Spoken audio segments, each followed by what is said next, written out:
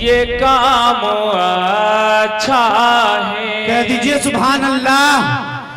ہر عمل سے یہ کام اچھا ہے۔ والسلام على رسوله محمد وعلى آله وأصحابه أجمعين۔ قال الله تعالى: أعوذ بالله من الشيطان الرجيم، بسم الله الرحمن الرحيم۔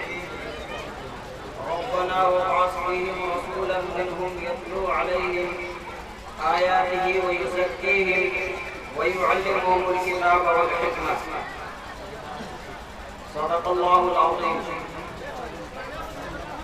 قال النبي صلى الله عليه وسلم: العلماء ورثة الأنبياء۔ میرے بھائیوں دوستو،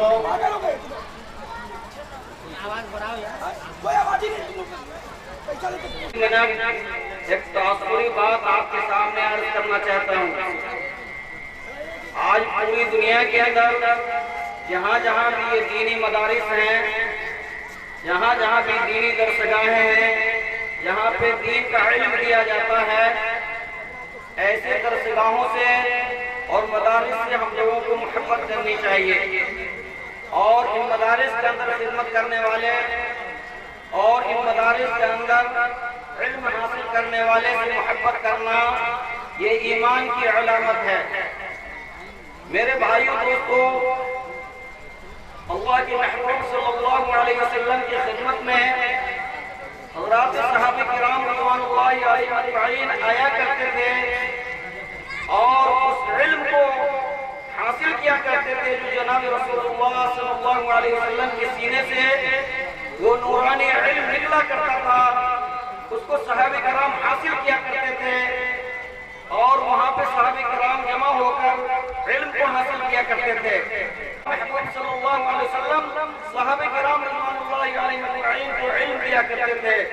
میرے بھائیو دوستو، یہ علم جو ہے انسان کو دنیا میں بھی بلند کرتا ہے اور آخرت میں بھی بلند کرے گا۔ یہ بلند کرنے کے لیے آیا ہے۔ حضرت ابو ہریرہ رضی اللہ عنہ اللہ کی محبوب صلی اللہ علیہ وسلم کی خدمت میں آئے ہیں اور علم کو حاصل کر رہے ہیں، ایسی تنگی اور افلاس میں گزار رہے ہیں کہ کبھی کبھی بھوک کی وجہ سے رش کھا کر زمین پہ گر جایا کرتے تھے، لوگ ان کی گردنوں کو دباتے کہ ان کو جنون ہو گیا ہے۔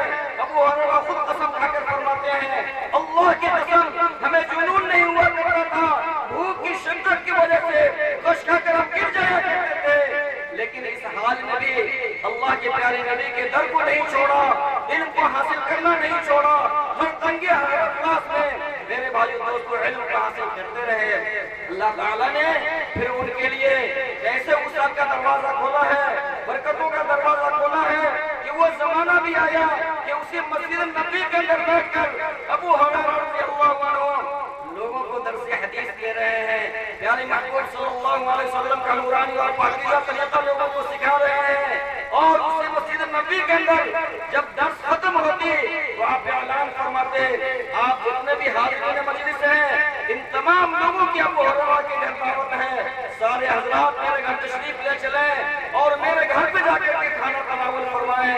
یہ کون ابو ہریرہ ہے؟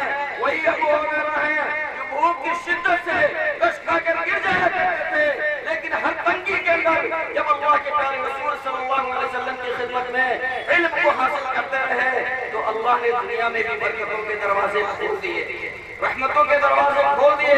پھر آج جو بھوکے رش کھا کر گرا کرتے تھے، آج سینکڑوں انسان کو اپنے علم سے بھی سیراب کر رہے ہیں، اور سینکڑوں انسانوں کو بھوک اور پیاس کو بھی سیراب کر رہے ہیں، اور اپنے گھر لے جا کے ان کو کھانا بھی تناول فرما رہے ہیں۔ میرے کر سکتے تو علم سیکھنے اور سکھانے والوں سے محبت کرو، اگر یہ بھی نہیں کر سکتے تو چوتھی چیز ہرگز مت کرنا، ان سے عداوت نہیں کرنا، ان کا بغض، ان کا کینہ ان کی طرف سے کوئی دلوں میں لے کر کے نہیں جانا، وہ نہ تیری ہلاکت ہے، ہلاکت ہے۔ اللہ تعالیٰ نے ہم سب کو ایک عظیم کام دیا ہے، عظیم نعمت دی ہے۔ یہ پوری دنیا کے اندر جہاں جہاں مدارس چل رہے ہیں، دینی درسگاہیں چل رہی ہیں، میرے بھائیو دوستو مدارس سے بھی محبت کیا جائے۔ اب ہم جو اللہ نے ہمیں جو نعمتیں دی ہیں ان نعمتوں میں سے بچا کر ان مدارس پر بھی ہم خرچ کریں گے، یہ آخرت میں ہمارے لیے نجات کا ذریعہ بنے گا، آخرت میں ہمارے لیے ذریعہ بنے گا، آخرت میں درجات کی بلندی کا ہمارے لیے ذریعہ بنے گا۔ اللہ تعالیٰ نے موقع دیا ہے میرے بھائیو دوستو، یہ جب تک آنکھ کھلی ہوئی ہے، سانس کا آنا جانا ہے، جب تک اللہ نے موقع دیا ہے کہ اپنے حلال کمائی سے نکال کر ان مدارس پہ خرچ کریں گے، مدارس کے پڑھانے والے علماء پہ خرچ کریں گے، مدارس میں پڑھنے والے طلباء پہ خرچ کریں گے، انشاءاللہ ہماری یہ پیسے قیمتی بنے گے۔ ان باتوں پہ انشاءاللہ ہم سب عمل کرنے کی کوشش کریں گے۔ وقت تنگی ہے میرے بھائیو دوستو، اس لیے ورنہ اور بھی کچھ باتیں کرنی تھی۔ اللہ تبارک تعالیٰ ہمیں ان تمام باتوں پہ عمل کرنے کی توفیق عطا فرمائے۔